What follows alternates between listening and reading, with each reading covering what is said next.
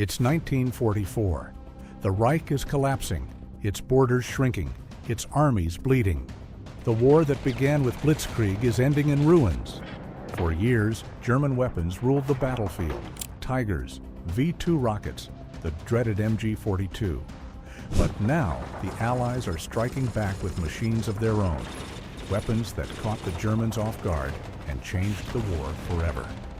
This is 10 Allied weapons that shocked the Germans, the guns, tanks, and aircraft that turned the tide. No myths, no propaganda, just the raw power of Allied innovation, built not in secret labs, but in factories, fields, and skies across the world. From the thunder of Browning machine guns to the shriek of Soviet rockets, to British steel that finally hunted the hunters, these were the weapons that redefined modern warfare. Because in the end, victory didn't belong to perfection. It belonged to what worked, to the weapons that fired when they had to, and the men who refused to stop using them. So take cover, listen for the roar of engines and the scream of steel, because these are the 10 Allied weapons that shocked the Germans and changed World War II forever. Number 10, the Piat, the spring-loaded tank killer. By 1943, British infantry were running out of ways to stop a tank. The German panzer divisions were rolling through Europe, and traditional anti-tank guns were too heavy, too slow, and too few. So Britain built something strange, something simple, something that fired with a spring instead of gunpowder. It was called the Piat, the projector, infantry, anti-tank, designed by Major Millis Jeffress and the British Special Operations Executive. A steel tube, a massive spring, and a shaped charge bomb that could punch through nearly 100 millimeters of armor. It didn't need rockets or fuel, just brute force and courage. It was brutal to use. The recoil could bruise shoulders and break collarbones, and if the spring jammed, you had to wrestle it back into place while a tank bore down on you. But when it worked, it was devastating. At the Battle of Ortona in 1943, a single British soldier used a Piat to destroy a German Panther at point-blank range, proving that this awkward contraption could stop a 50-ton giant. More than 100,000 Piats were built, carried by British, Canadian, and Commonwealth troops from Italy to Normandy. It could be hidden anywhere, fired from rubble or windows, and it gave ordinary infantry the chance to fight back. German crews learned to fear it, a weapon that looked like plumbing but could turn their armor into fire. After the war, its design inspired generations of rocket launchers and shaped charge weapons. The Piat wasn't elegant, it wasn't pleasant, but it was effective. A spring, a bomb, and a little courage. That was all it took to shock the Germans. Number 9, the Sten gun, the 2 pounds death machine.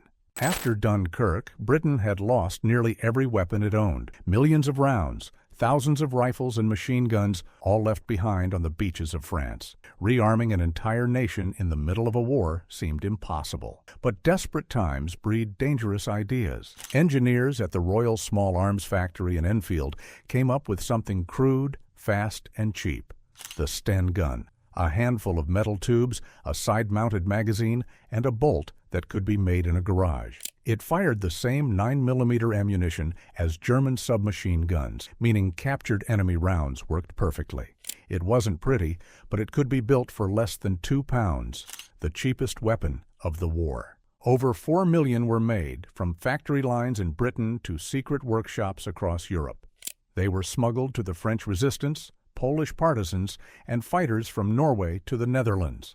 In 1942, one was used in the assassination attempt on Reinhard Heydrich, the highest-ranking Nazi killed during the war. The Sten rattled, jammed, and misfired, but it was a nightmare for the occupiers. In occupied cities, one burst from a Sten could start a revolution. It was the gun of sabotage, ambush, and payback, a weapon that could be hidden under a coat, built in a basement, and used by anyone brave enough to pull the trigger. German officers once mocked it as a pipe gun. Then they started finding them everywhere. Cheap, deadly, and inescapable, the Sten gun proved that simplicity could be just as lethal as precision.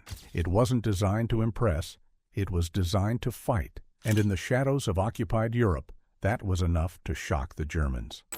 Number 8. The Browning M2 Medusa. When American troops rolled into North Africa in 1942, they brought with them a gun that sounded like thunder and hit like a hammer. It wasn't new, but nothing else on Earth had its mix of range, reliability, and raw power.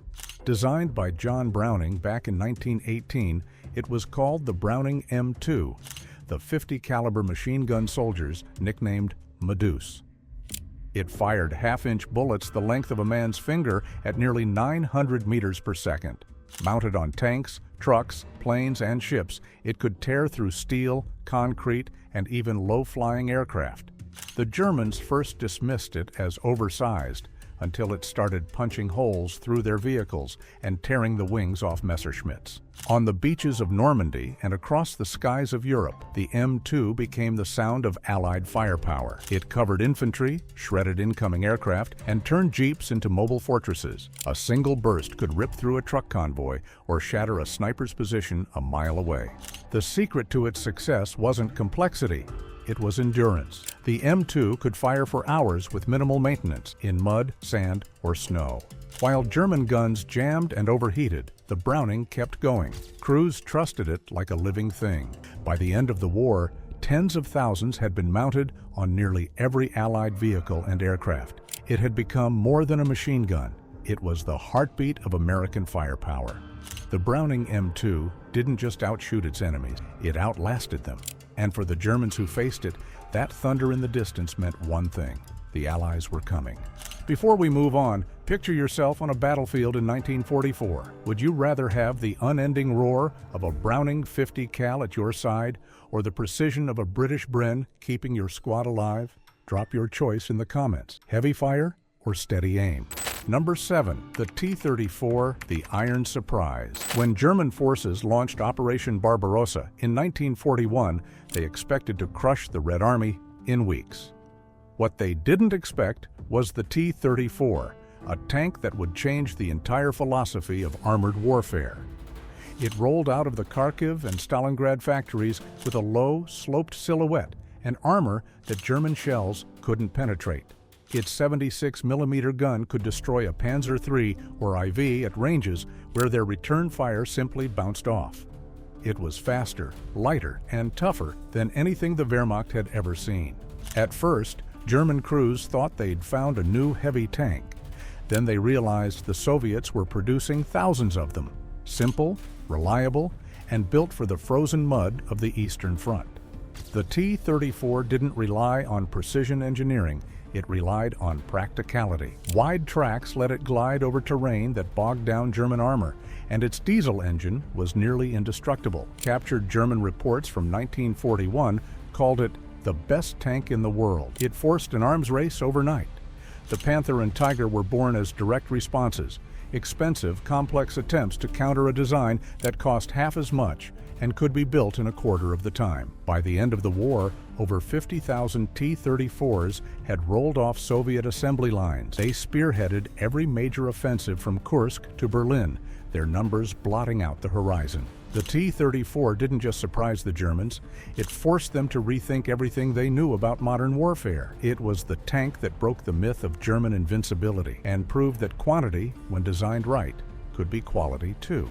Number 6. The Bren gun, the backbone of the British squad. Before the war, the British Army needed a light machine gun that could match the reliability and precision of the best European designs.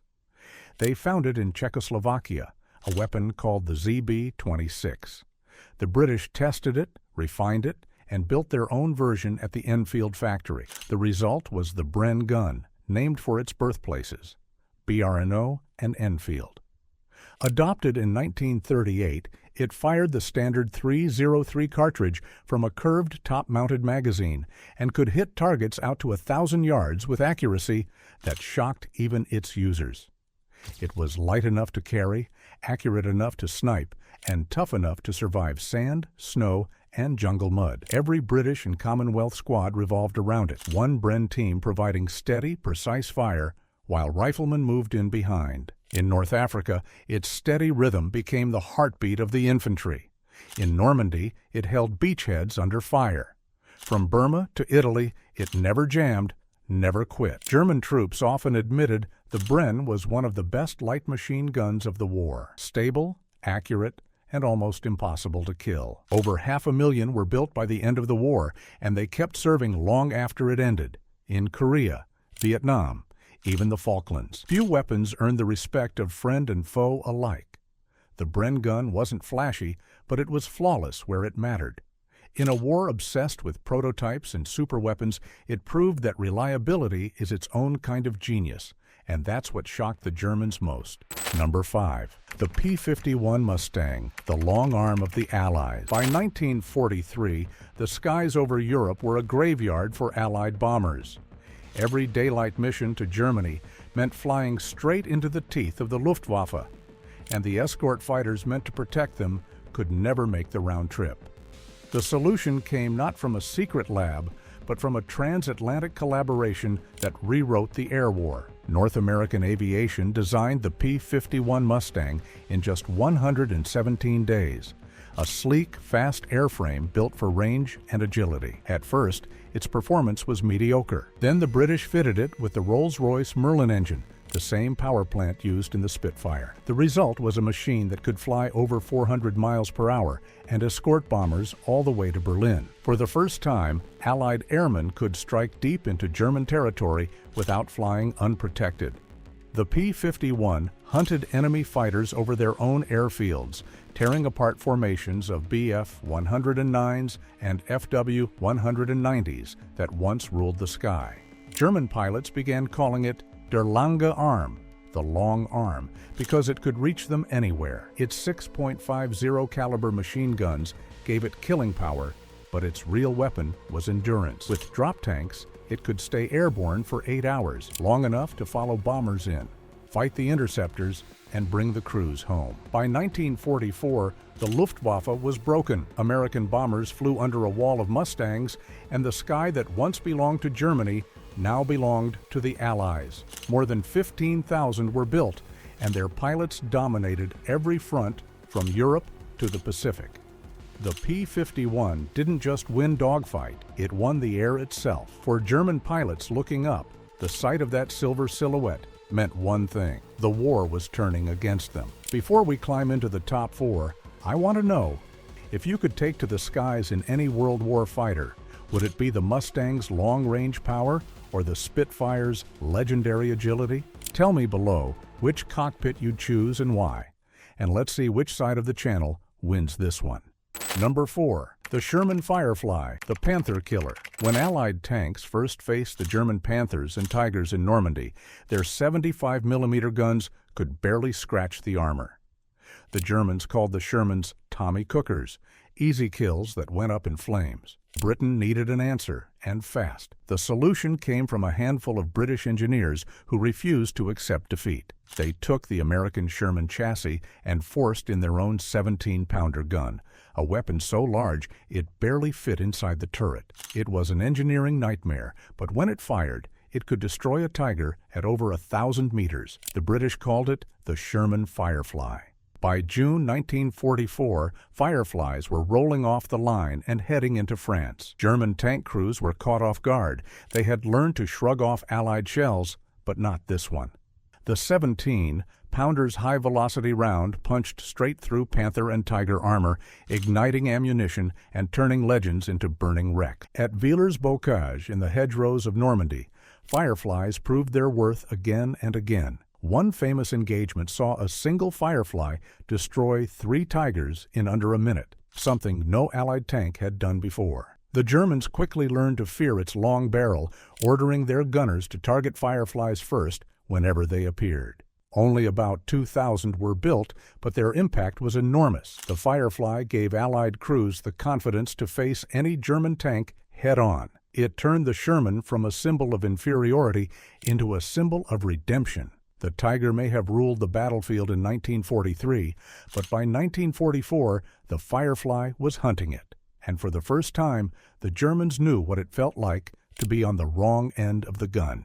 Number 3. The Katyusha rocket launcher, Stalin's organ. In the summer of 1941, as German troops advanced deep into Soviet territory, they encountered a sound they had never heard before. A shrieking mechanical howl that filled the sky before the ground erupted in fire. It was the debut of the BM-13 Katyusha rocket launcher, a weapon that terrified more than it destroyed, and yet changed the psychology of warfare overnight. Mounted on the back of simple trucks, each Katyusha battery could unleash 16 to 48 rockets in seconds. They weren't accurate, but they didn't need to be. The goal wasn't precision, it was devastation.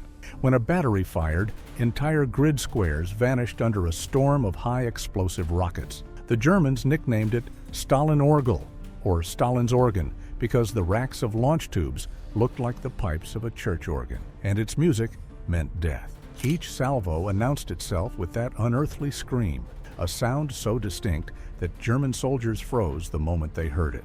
In the chaos of the Eastern Front, it was a psychological weapon as much as a physical one. Whole companies were seen abandoning their trenches at the first shriek. The Soviets mass-produced Katyushas by the thousands, mounting them on trucks, tanks, even river barges. Cheap to build and simple to move, they gave the Red Army a weapon the Germans couldn't match: fast, mobile, and utterly demoralizing.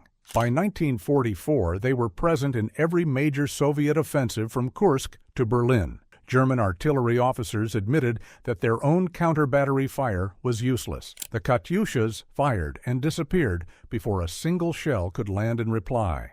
The Katyusha wasn't elegant and it wasn't accurate, but when it fired, the world shook. It turned the air into music and the earth into flame.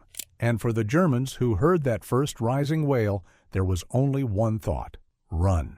Number 2. The M1 Garand, the rifle that won the war. When the United States entered the war in 1941, most armies still armed their infantry with bolt-action rifles, slow, deliberate weapons from a previous generation. But the Americans brought something completely new to the battlefield: the M1 Garand, the first standard-issue semi-automatic rifle in military history. Designed by Canadian-American engineer John C. Garand at the Springfield Armory, it fired 30.06 cartridges from an 8-round en bloc clip that ejected with its famous metallic ping.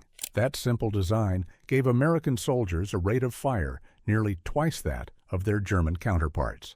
In close combat, that difference was everything. German infantry couldn't believe it. Reports from the front described squads of Americans firing so quickly that it sounded like they were carrying automatic weapons.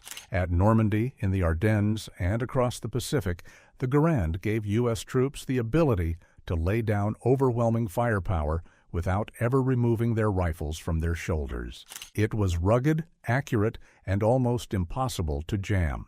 Over 5 million were produced during the war, and it became the symbol of the American infantryman: dependable, deadly, and built for endurance. General George S. Patton called it the greatest battle implement ever devised, and even the Germans quietly agreed. The Garand didn't just change how soldiers fought, it changed what they expected from a rifle.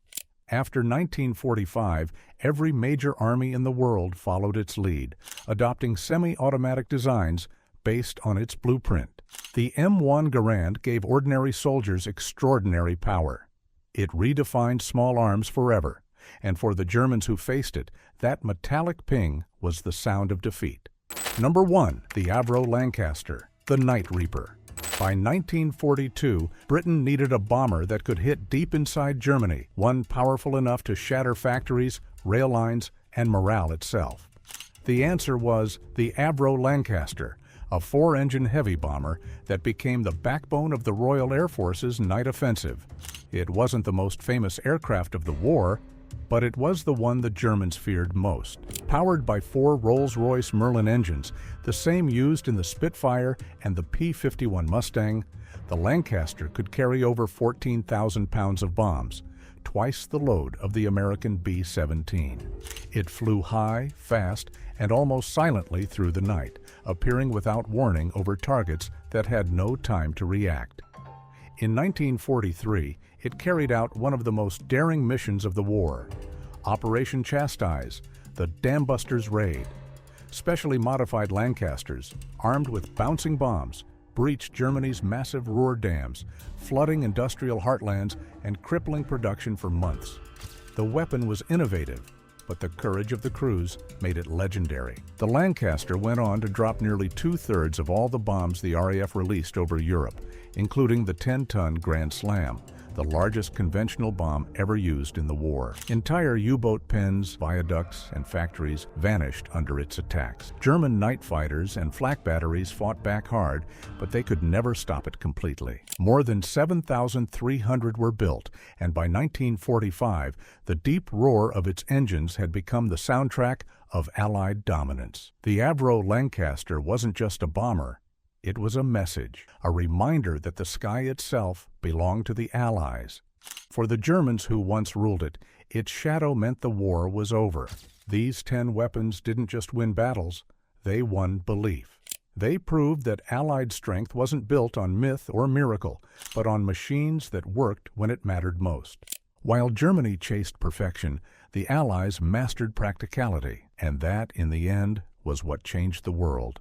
Every rifle, tank, and aircraft here carried the same message: build it simple, build it strong, and build it enough times to overwhelm fear itself. From the roar of the Lancaster to the crack of the Garand, these were the sounds of a turning tide, proof that innovation doesn't need glory, only results. But whose weapons truly defined victory? The ones that built the future, or the ones that almost destroyed it? Tell me in the comments what you think. And subscribe so you don't miss the next chapter in this story of power, invention, and survival.